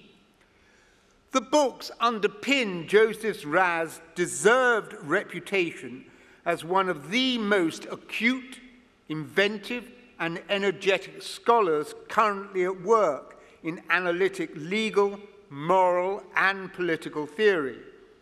He remains the leading exponent of legal positivism post-Herbert Hart, developing and refining the theory and responding vigorously to challenges. His work on the authoritative nature of law is the starting point for modern analysis. And so too is his contribution to the autonomy of law and the evaluative nature of legal reasoning, which has shed new light on the complex relationship between law and morality.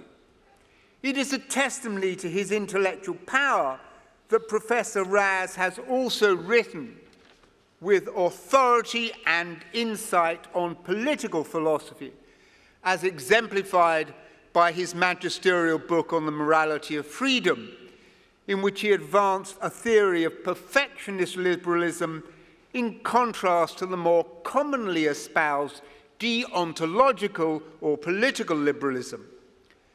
The commonality running throughout his body of work is the intellectual power and insight that Joseph Raz has brought to the relevant subjects.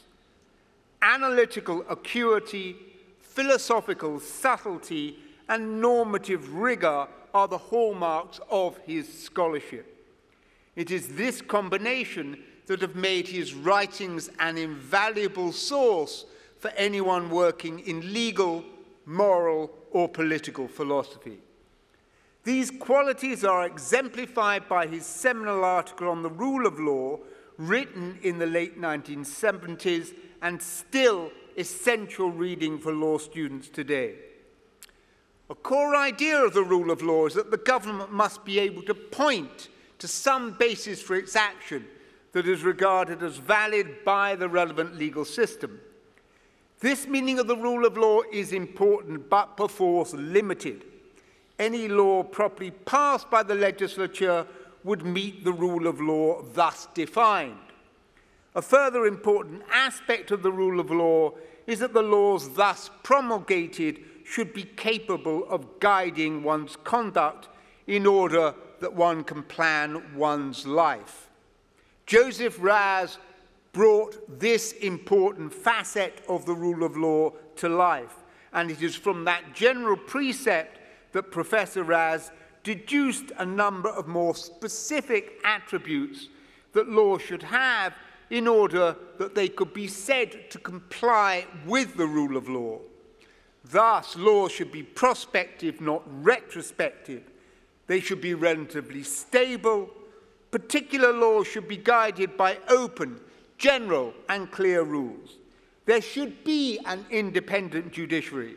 There should be access to courts, and the discretion which law enforcement agencies possess should not be allowed to undermine the purposes of the relevant legal rules. The rule of law thus conceived is, however, not concerned with the content of the law, whether the law is unjust or just, provided that the formal precepts of the rule of law are themselves met. Joseph Raz explicated clearly the rationale for that limit. We all agree that laws should be just, but the problem is that if the rule of law is taken to encompass the necessity for, quote, good laws, then the concept ceases to have an independent function. There is a wealth of literature devoted to the meaning of a just society and the rights which should subsist therein. Political theory has tackled questions such as these from time immemorial. To bring these issues within the rubric of the rule of law would therefore rob that concept of any meaningful independent function. Laws would be condemned or upheld as being in conformity with or contrary to the rule of law, when the condemnation or praise would simply be reflective of attachment to a particular conception of rights, democracy, or the just society. The message is, therefore, that if you wish to argue about the justness of society, do so by all means. It is, however, on this view, not necessary or desirable to cloak the conclusion in the mantle of the rule of law, since this will merely reflect the conclusion which has already been arrived at through reliance on a particular theory of rights or the just society. The rule of law on this view minimizes the danger created by the law itself by ensuring that whatsoever the content of the law, at least it should be open, clear, stable, general, and applied by an impartial judiciary. This, in turn, is of value in the sense that even if the content of the law is morally reprehensible, conformity to the rule of law will often be necessary to ensure that individuals comply with the demands which the law imposes.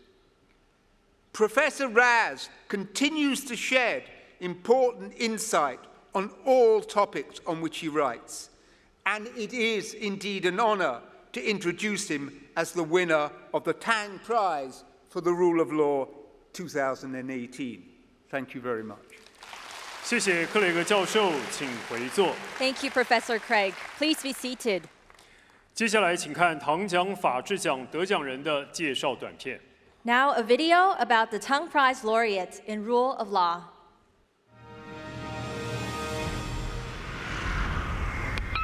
What is law?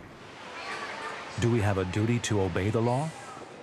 Do we need political authorities, and why? What is the rule of law? Those are perennial questions for philosophers over the ages. Among them, Joseph Raz, who has been making original contributions to legal, political, and moral philosophy. He was a model of a philosopher. He was just like the statues from Athens. That was how I remember thinking the first day. Socrates, Plato, Aristotle, Raz. Born in 1939, Raz started his philosophical pursuits at an early age. He graduated from the Hebrew University of Jerusalem, followed by a Doctor of Philosophy in Oxford. Raz grounds his theories in reason, that each individual is an autonomous being, in further developing his theses on the nature of law, authority, and political liberty. So from the beginning of my life as a student or as a school kid, I wasn't interested in legal philosophy specifically. I was interested in philosophy, and that's never changed. Raz spent most of his career in Balliol College, Oxford, tirelessly teaching, researching, and writing for over 50 years.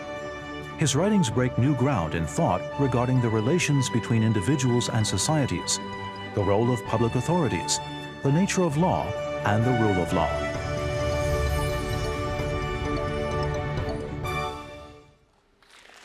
恭请唐奖第一届法治奖得奖人奥比萨克斯大法官就位，颁发唐奖法治奖。I'd now like to invite 2014 Tang Prize laureate in Rule of Law, Justice Albie Sachs, to step forward to present the Tang Prize in Rule of Law.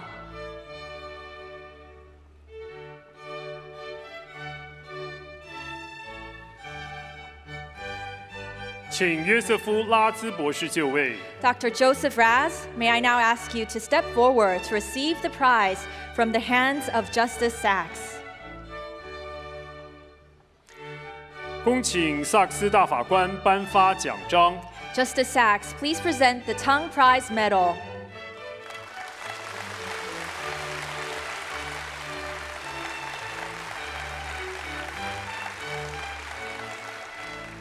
恭请萨克斯大法官颁发得奖证书。Justice Sachs, please present the Tang Prize Diploma.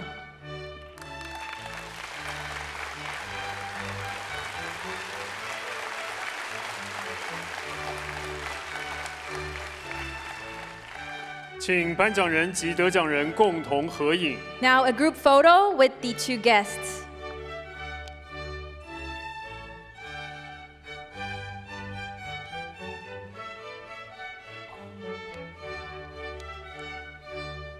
谢谢萨克斯大法官，请回座。Thank you, Justice Sachs. Please be seated.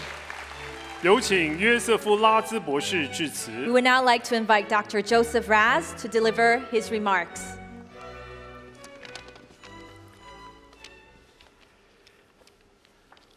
It is a great honor to be awarded the Tang Prize in the Rule of Law and a pleasure to accept it. It is doubly pleasing, for the award was entirely unexpected.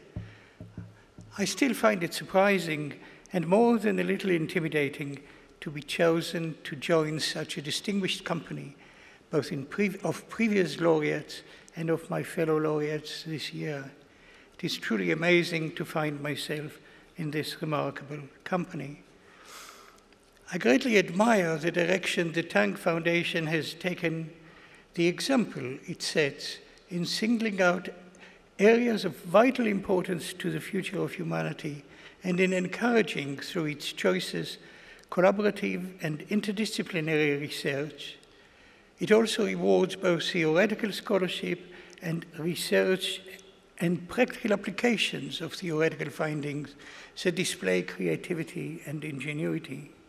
And particularly in the rule of law category, encourages in advancing principled ideas and developing ways of, to secure their institutional implementation. I'm referring, of course, to my predecessors, to the previous winners of the Rule of Law Prize. I cannot claim such achievements. I cannot forget that my path has been a lowly one, the path of an academic and who does theoretical studies, observing, commenting, encouraging people, but having only limited practical engagement with law and politics myself. I can only hope that my work complements that of my predecessors in exploring the theoretical foundation of the rule of law. Exploring the rule of law broadly understood itself invites interdisciplinary approaches, combining and merging law, politics, morality, and general understanding of societies and cultures, nationally and internationally. It has always been my ambition, never fully realized, to keep all of those in mind in my work. I refer to the rule of law broadly conceived, for I assume that the topic is meant to cover reflection about the role of law generally, as well as about the rule of law understood as a distinctive virtue that law should possess. The law is the formal institutional aspect of society. Governments come to power in an existing social and legal culture, and norms whose good sense, moral qualities, stability, and predictability are essential for the well-being of individuals and for their cooperative development. The rule of law understood as a distinctive moral doctrine is not about the content of the law, but about its mode of generation and application. The rule of law embodies principles that constrain ways governmental action can change and apply the law. Conformity to it helps make government transparent, its aim and means understandable, and perhaps paradoxically improves its stability while at the same time opening it to change. Conformity to the rule of law secures a shared background which is, as I said, transparent, stable, and predictable, on which not only governments but each of us could rely in planning our lives, careers, research, individually and in our groups. And economic activity can be efficiently planned, and opportunities for corruption in public life are greatly reduced. Countries differ in their cultures and customs, in their beliefs, and in their economic organization. Conformity to the rule of law respects this diversity, even as it is manifested in the substance of the law. Being a moral virtue of the modes of government, structures, and procedures, it is a specific virtue of the law as law, and therefore a universal doctrine, albeit implemented in different countries according to their traditions. The universality of the rule of law unites cultures which otherwise differ, therefore providing a crucial framework for mutual toleration and cooperation, enabling worldwide cultural and economic exchanges, such as we hope to continue to develop. Thank you very much. 谢谢，并恭喜拉兹博士，请回座。Thank you and congratulations to Dr. Raz. Please be seated. 各位贵宾以及与会的观众朋友，唐奖第三届颁奖典礼至此圆满结束，谢谢您的参与。Distinguished guests, ladies and gentlemen, this concludes the 2018 Tang Prize Award Ceremony.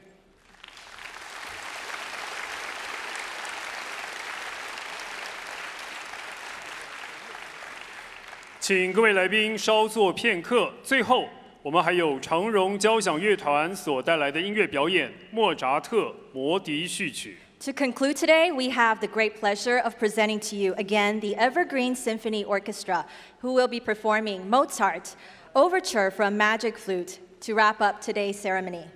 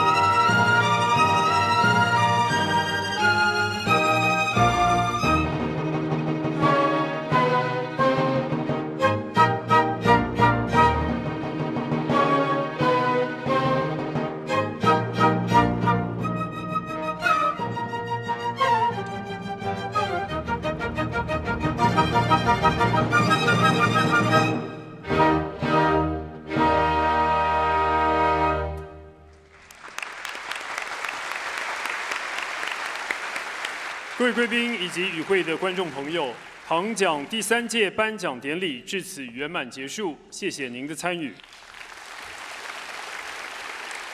最后，再一次恭贺2018年唐奖得奖人。另外，也特别感谢您的参与，以及一直以来支持唐奖的朋友。